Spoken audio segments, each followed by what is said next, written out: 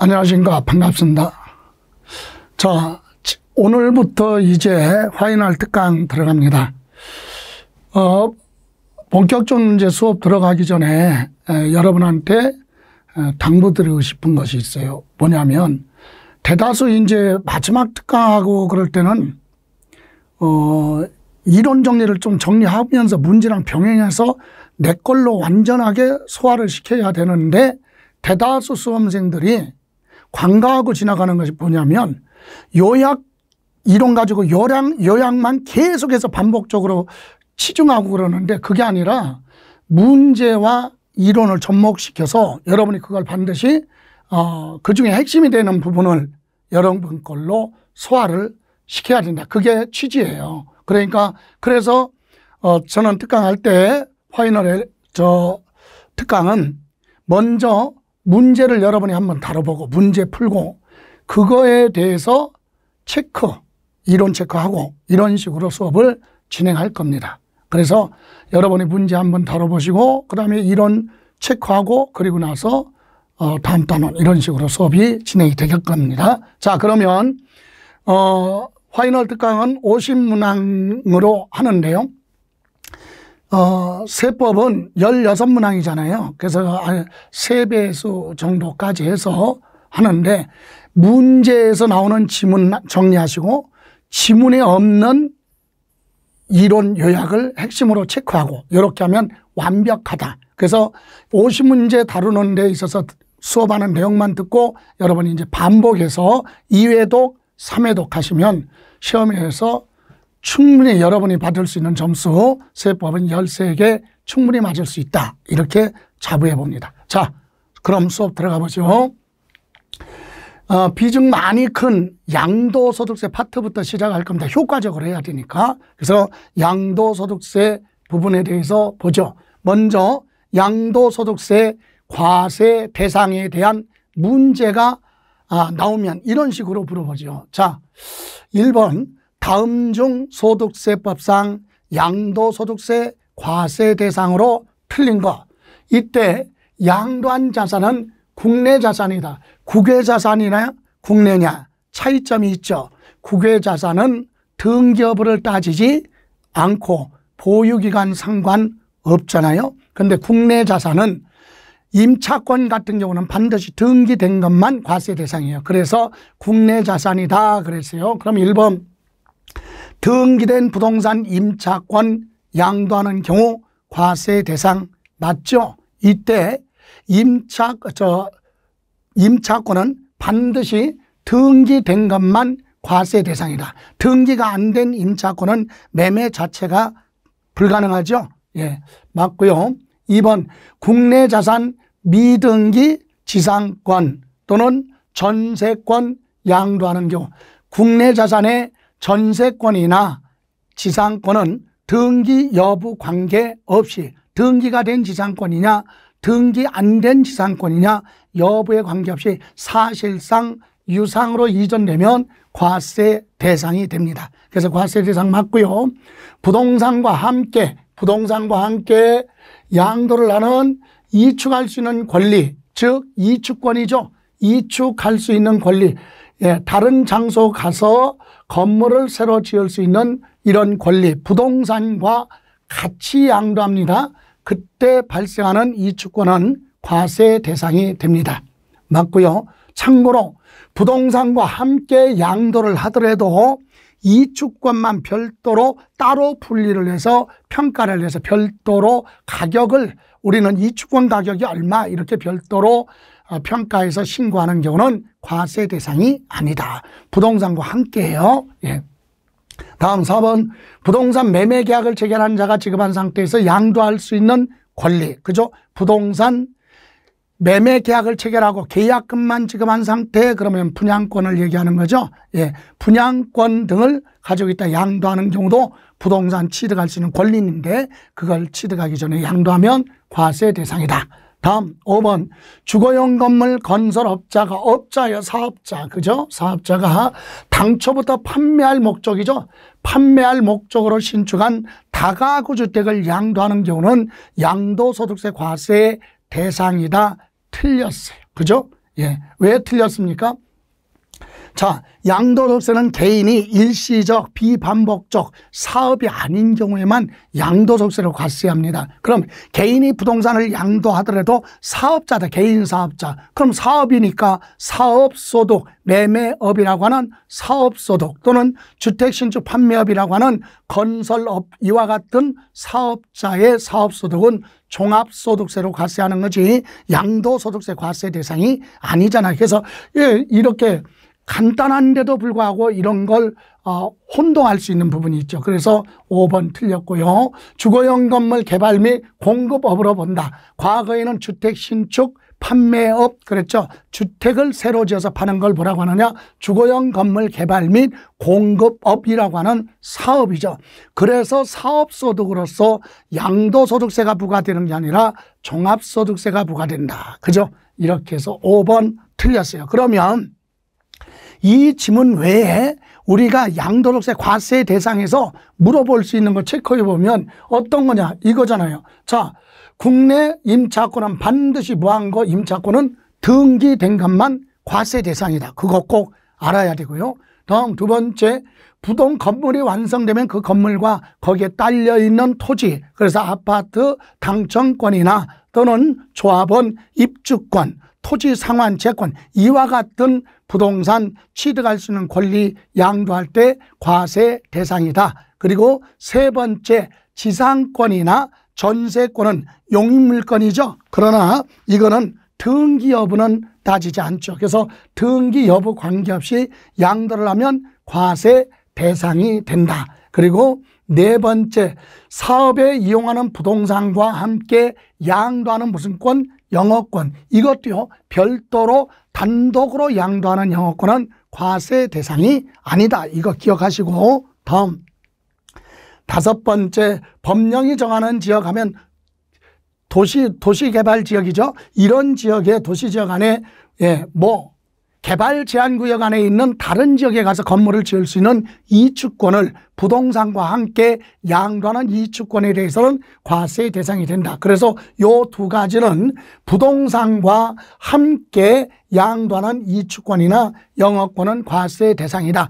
요렇게 하고 요 과세 대상 외에 사업자, 요거죠. 사업자가 부동산을 판매할 목적으로 소유하고 있던 부동산을 매매하는 경우에는 양도소득이 아니라 사업이니까 종합소득세로 과세가 된다. 이렇게 딱 정리해서 문제와 요 핵심 체크를 반복적으로 정리해 주시면 완벽하게 더 이상 과세 대상에서 물어볼 건 없다는 얘기입니다. 자, 이렇게 해서 1번 보셨고요. 그럼 마지막으로 특정시설물 이용권, 이거는 기타 자산이죠. 회원권 같은 거 양도했을 때 과세 대상, 이렇게 정리를 하시고 다음 2번으로 갑니다.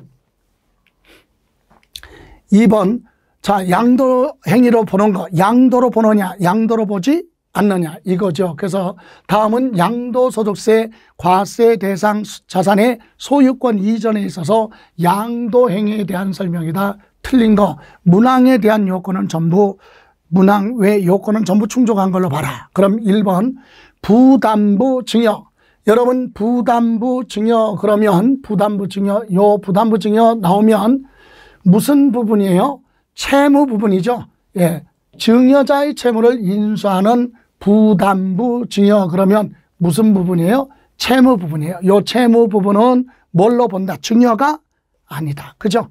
부담부 증여는 원래 증여를 했잖아요. 근데 채무 부분은 증여가 아니라 변제 갚을 거니까 대가를 지금 갚으나 나중에 갚으나 갚을 거니까 증여가 아니다. 그래서 채무 부분은 증여자한테 양도소득세가 과세된다. 맞죠? 왜? 증여가 아니라 양도로 보기 때문에. 다음 두 번째, 적법하게 정상적으로 적법하게 소유권 이전한 매매 계약이 당사자 간의 계약을 해제했어요. 법원의 판결이 아니라 당사자 간의 합의에 의해서 계약을 뭐했다? 해제하고, 그리고 소유권 이전하는 경우는 또 다른 뭘로 본다?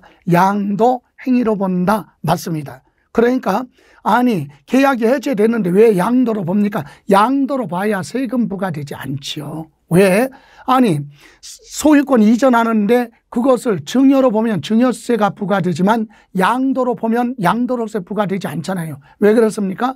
자, 매매했던 것을 다시 소유권 환원하는 경우는 10억 주고 여러분한테 팔았다가 계약을 당사자 간에 해제하고 소유권 다시 되찾아오면 10억에 샀던 부동산을 10억에 팔았다. 그 매매 차익이 발생 안 하니까 양도로 가야 세금 부과되지 않는 거예요. 그래서 증여가 아니라 뭘로 본다? 양도, 또 다른 양도로 본다. 그러나 양도 소득은 발생하지 않기 때문에 과세되지 않겠죠. 예, 그래서 양도행위로 본다. 맞아요. 그럼 3번. 토지의 이용상 불합리한 지상의 경계죠. 경계, 토지의 경계를 합리적으로 하기 위해서 공간정보구축 및 관리에 관한 법률에 그 밖의 법률에 따라 토지를 교환하거나 분할하는 경우는 양도로 보지 않습니다. 근데 양도로 본다. 틀렸죠. 양도가 아니잖아요. 예, 토지의 경계를 뭐 하는 거? 합리적으로 변경하기 위해서 교환하는 경우는 양도 행위로 보지 않습니다. 예를 들어서 이런 내용이에요. 자, 예를 들어 농사 짓고 있는 갑의 농지와 을소유 농지가 있는데 경계선이 이렇게 꾸불꾸불 되어지니까 불합리하잖아요. 그래서 예, 어떻게 한다? 이렇게 똑바르게 해서 합리적으로 바꿨다. 그러면 이렇게 하면서 이 부분의 토지는 갑의 소유 토지인데 을한테 주고 이 부분은 을 소유 토지인데 갑한테 줬다. 이렇게 토지를 교환하는 건 불합리하게 되어 있는 것을 합리적으로 변경하기 위한 거지 매매로 보지 않는다. 그래서 양도행위로 보지 않습니다. 다음 4번 민법 규정에 재산분할 청구를 했죠. 소송을 제기하던 합의에 의해서 하던 재산분할로 소유권 이전하는 행위는 뭐가 아니다. 양도로 보지 않죠. 여러분, 이혼하면서 위자료를 주는 것은 양도지만 재산분할로 소유권 이전해 주는 건 자기 재산 자기가 가져가는 거기 때문에 양도 행위로 보지 않습니다. 다음 5번. 법정 요건을 갖춘 양도담보, 담보잖아요. 그죠? 매매가 아니라 채무자가 채무를 변제, 갚을 때까지만 담보 계약 체결하고 소유권 이전하는 게 양도담보죠. 이런 경우는 양도로 보지 않습니다. 다만 만기에 가서 약속된 날짜에 채무 뭐라고 그랬어요? 불이행.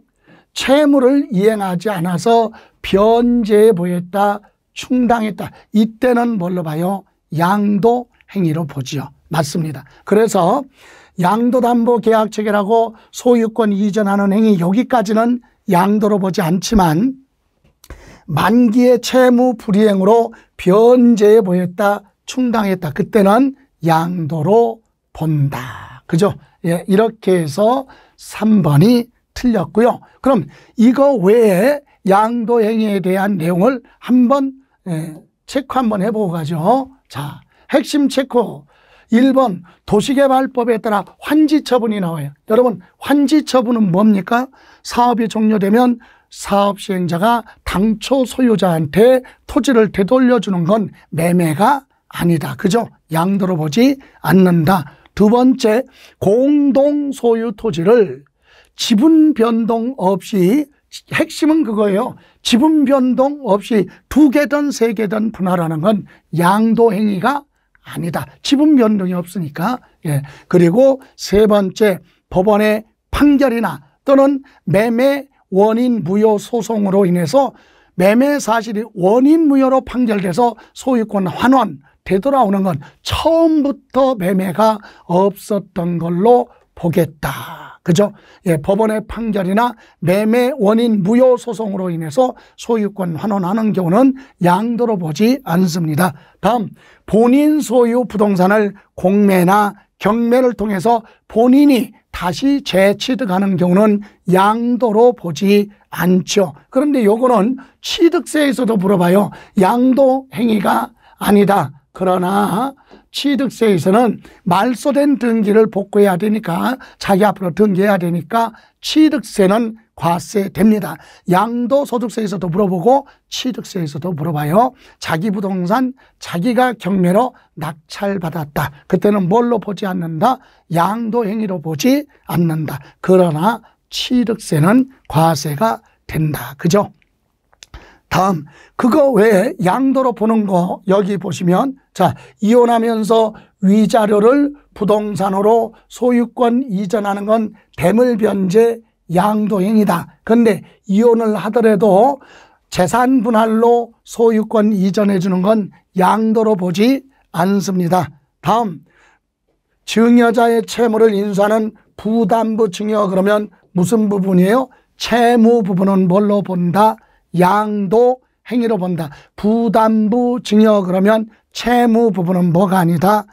증여가 아니라 매매 거래로 본다. 이 부담부 증여는 취득세에서도 똑같아요. 부담부 증여 그러면 채무 부분은 증여가 아니라 뭘로? 매매로 본다. 그리고 자, 부모 자식 간에 여기 볼까요? 배우자 부부 간에 부모 자식 간에 부동산을 뭐 하는 거? 매매하는 건 뭘로 봐요? 양도 행위가 아니다. 그런데 부모 자식 간의 거래라도 또는 부부 간의 거래하더라도 공매 절차를 통해서 경매를 통해서 소유권 이전하든가 아니면 부모 자식 간의 등기를 요하는 재산 부동산을 서로 교환, 이런 경우는 쌍방이 다 양도 행위로 인정돼요. 그래서 이런 단어가 들어가면 뭐고? 양도로 보지만 그렇지 않고 배우자 직계 존비속 간에 부동산을 보였다, 양도를 했다, 매매를 했다 이렇게 나오면 그건 뭘로 보지 않는다? 양도 행위로 보지 않는다. 그러나 공매, 경매 또는 교환, 대가를 지급한 사실이 입증이 된다. 그런 경우에 한해서만 그때는 매매 거래로 인정이 된다. 그죠? 이렇게 정리를 하시고요. 자, 이번에는 세 번째 문제. 양도소득세의 양도 및 취득 시기, 언제 사고 파는 걸로 볼 거냐. 그래서 양도 및 취득 시기도 시험에서 자주 언급이 되죠. 그러면 양도 및 취득 시기에 대한 문제 봅니다. 소득세법상 양도 및 취득 시기에 관한 설명 잘못된 거. 1번, 매매계약서에 기재된 잔금 지급 약정일보다 앞당겨 잔금을 받거나 또는 늦게 받은 경우에는 실제로 받은 날을 양도 및 취득 시기로 한다. 그러면 맞죠? 여러분, 양도소득세 매매하면 원래 대금이 원칙이 뭐예요? 대금 보한 날, 청산한 날. 여러분, 대금 청산한 날 하면 실제로 잔금을 주고받은 날이죠. 그래서 계약서에 기재된 날짜 무시하고 미리 주고받았으면 주고받은 날, 실제로 잔금을 주고받은 날을 대금 청산일 이렇게 얘기합니다. 맞고요. 자기가 건설한 건축물에 대해서 사용승인서 교부받은 날 취득한 걸로 보는데, 다만 허가를 받지 아니하고 건축하는 건축물에 대해서는 사용승인서 교부일과 사실상 사용일 중에서 빠른 날로 한다. 이건 잘못됐잖아요. 왜 잘못됐습니까? 아니, 허가받지 않은 건물이니까 당연히 사용승인서 나올 수가 없잖아요. 무허가 건축물이니까. 그죠? 그런 경우는 사실상 사용일로 간다. 그래서 사용승인서 교부일과 사실상 사용일 중에서 빠른 날 요 부분이 잘못됐다. 그죠? 그럼 뭘로 가야 돼요? 예, 사실상 사용일 취득 시기로 본다. 무허가 건물은 전기, 수도, 가스가 공급된 날을 우리는 사실상 사용일 이렇게 얘기하죠. 그때 취득한 걸로 봅니다. 그래서 틀렸고, 3번에 장기 할부 조건 그랬잖아요. 장기 할부 조건은 부동산을 매매할 때 장기간에 걸쳐서 대금을 지급하는 조건이라면 부동산을 넘겨주고 대금 다 받기 전에 넘겨줄 수도 있고 먼저 사용하라 그럴 수도 있고 등기를 먼저 해주는 경우도 있을 것이다. 그래서 매도하는 사람이 다 제각각이기 때문에 단정할 수 없어요. 그래서 셋 중에서 뭐한 날, 빠른 날. 구체적으로 소유권 이전 등기 접수일, 그죠? 등기 접수일, 인도일 또는 뭐야 사용 수익일 중에서 빠른 날로 한다. 맞습니다. 4번 법률에 따라 부과되어 수용되면 보상금 받죠. 이것도 보상금을 받는 사람이 천차만별이네. 그죠? 그래서 보상금 받는 사람들이 제각각이니까 이것도 하나로 단정할 수 없어요. 자, 보상금 결정해서 언제까지 보상금을 수령해 가라 이렇게 고시를 했는데 수령해 갔으면 그분들은 대금 청산하는 날로 갈 수도 있고, 만약에 보상금이 적다고 거부를 하면 뭐합니까? 보상금을 법원에 공탁을 하고 수용 재결 절차로 가면서 뭘로 강제로 수용을 개시할 수도 있고, 아니면 소유권 이전 등기를 먼저 하는 경우도 있겠죠. 그래서 셋 중에서 뭐한 날? 빠른 날로 간다. 그죠? 그래서 여기는 등기 접수일 또는 뭐예요? 대금 청산한 날, 수용 개시일 셋 중에서 빠른 날로 한다. 다만 소유권 소송으로 인해서 소유권 소송으로 보상금을 법원에 공탁을 했다면 이거는 매매할 수 없어요. 왜? 소송으로 갔다는 얘기는 민사소송은 시간이 많이 소요되니까 그때는 소송 판결 확정된 날 취득한 걸로 보기 때문에 맞습니다. 다음 5번 도시개발법에 따라 뭐라고 그랬어요? 환지 처분으로 인하여 취득한 토지의 취득 시기는 환지받은 토지는 새롭게 취득이 아니에요. 그래서 환지받기 전 원래 토지의 취득일. 그죠? 그래서 맞습니다. 다만 여기서 당초 권리 변적보다 더 많이 받은 거 증환지, 적게 받은 거 가만지. 증환지는 취득이고 가만지는 양도죠. 그 증환지 가만지는 환지 처분 공고가 나면 그 다음 날부터 소유권 이전할 수 있기 때문에 환지 처분 공고일 다음 날 취득 또는 양도한 걸로 보는 거고, 당초 권리 변정만큼은 환지 받기 전 토지의 취득일로 간다. 그죠? 자, 이렇게 해서 틀린 건 2번에서 틀렸습니다. 자, 이렇게 해서 양도 및 취득 시기는 요 지문 정도 있는 내용을 점검을 하시고 추가로 핵심 체크에 가서 보면 양도소득세에서는 대금을 부한 날, 청산한 날이에요.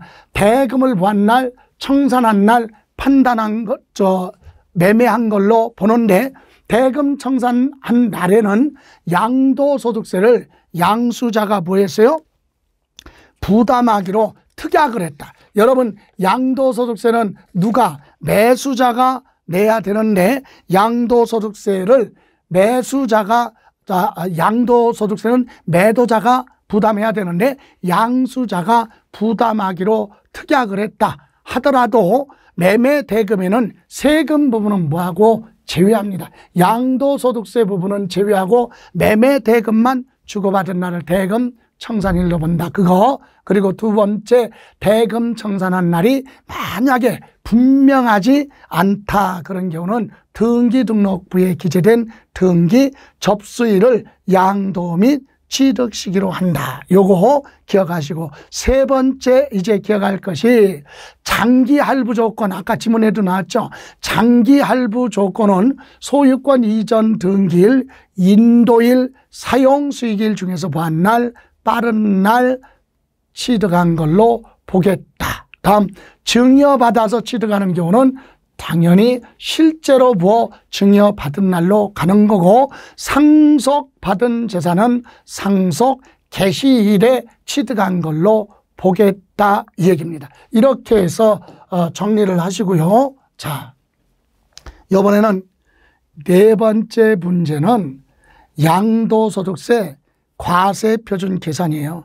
양도소득세 계산하는 과정. 그래서 양도소득세 계산하는 과정에 보면, 자, 다음 중 소득세법상 상가 건물의 소유권 이전 등기를 하는 경우 양도소득세 과세표준으로 올바른 거 그랬어요. 자, 여기서 양도소득세 과세표준을 계산하는 거 그랬잖아요. 그래서 자, 1번 양도가액에서 필요 경비를 차감하고 거기서 장기보유 특별공제와 기본공제 차감을 해서 나온 것이 과세 표준이다. 그래서 답은 5번이 되죠. 5번.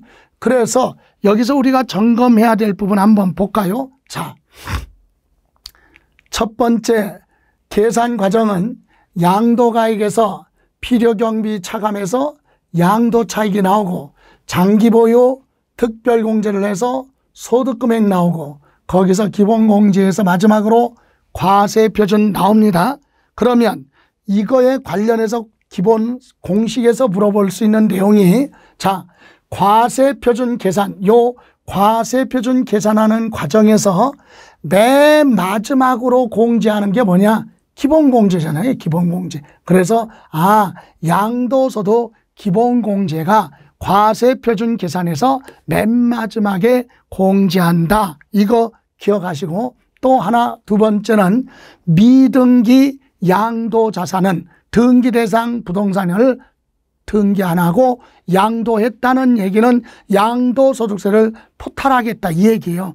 회피할 목적이지. 그래서 뭐를 장기보유 특별공제를 적용하지 않는다. 그죠? 그리고 세 번째도 역시 미등기 양도자산은 기본공제를 적용하지 않는다. 이 계산하는 과정에서 물어볼 수 있는 핵심 요거 세 가지예요. 자, 그러면 과세표준 계산할 때 맨 마지막으로 공제하는 건 기본공제다. 장기보유 특별공제나 기본공제는 미등기는 공제받을 수 없다. 그러면 여기서는 소유권 이전 등기했잖아요. 그럼 만약에 뭐라면 미등기 자산에 대한 과세표준 계산은 이렇게 물어볼 수도 있잖아요. 그렇죠? 자, 여기 보세요. 이 공식 중에서 미등기 양도자산인 경우에 과세표준 산식으로 옳은 거 그러면 뭘로 가야 돼요? 미등기 자산에 대한 양도소득세 과세표준 계산 과정 그러면 몇 번? 2번이 되겠죠. 2번. 그죠? 왜요? 아까 그랬잖아요. 뭐는? 자, 미등기 양도자산의 과세표준은 2번이에요. 장기보유 특별공제나 기본공제를 안 해주잖아요. 미등기니까. 그러니까 미등기는 요거 무슨 차이? 양도 차익이 나면 이거 공제 안 해주니까 이 양도 차익이 바로 뭐가 돼요? 과세 표준이 된다. 그죠? 그래서 미등기 자산의 과세 표준에 대한 산식으로 옳은 거 그러면 몇 번? 2번이 되는 거예요. 그죠? 예. 그리고 맨 마지막 과세 표준 계산할 때 맨 마지막으로 공제하는 건 뭐다? 기본 공제다. 그랬더니 어떤 분은 그럼 기본 공제만 외우면 안 되지. 여기 보세요. 소득금액 계산할 때 맨 마지막으로 공제하는 건 뭡니까? 장기보유 특별공제. 그럼 양도차익 계산할 때 맨 마지막으로 공제하는 건 뭐예요? 필요 경비. 그죠? 이렇게 해서 다른 건 기억하지 않더라도 미등기 자산은 장기보유 특별공제나 기본공제를 적용 안 하니까 과세표준은 2번으로 간다. 이렇게 점검을 하시면 계산 과정에 대해서는 별도로 정리할 내용은 없다는 얘기입니다. 자, 이렇게 보시고요. 다음 이번에는 5번 문제로 갑니다. 5번은 양도가액과 취득가액을 무엇로 할 거냐 이겁니다. 그래서 문제 한번 볼까요? 이렇게 양도소득세 양도차익 계산 과정에 틀린 거 1번 양도소득세 양도차익을 계산할 때 실거래 가격 적용을 원칙으로 한다. 맞습니다. 실거래 가격 적용해서 계산하는 게 원칙이다. 그죠? 2번 양도차익 계산함에 있어 양도가액을 뭘로? 실거래 가격으로 한다. 다만 추계결정 시 매매사례가액, 감정가액, 환산취득가액으로 할 수 있다 그랬는데 요건 틀렸죠. 어디서 틀렸습니까? 예, 여기서 틀렸어요. 왜? 요 환산취득가액은 양도가액에는 적용하지 않잖아요. 취득가격을 얘기하는 거니까. 그래서 환산취득가액은 양도가액 계산할 때는 적용하지 않는다. 환산취득가격은 양도할 때 가격 가지고 옛날치를 추정한 거예요. 그래서 환산취득가액은 취득 가격에만 적용하는 거지 양도가액에는 적용하지 않는다. 그거 기억하시고 3번 양도차익 계산함에 있어 취득가액을 실거래 가격으로 한다. 다만 추계 결정할 때는 뭘로? 취득 당시 가격은 매매 사례가액 그 다음에 뭐예요? 감정가액 환산 취득가액으로 할 수 있다. 맞죠?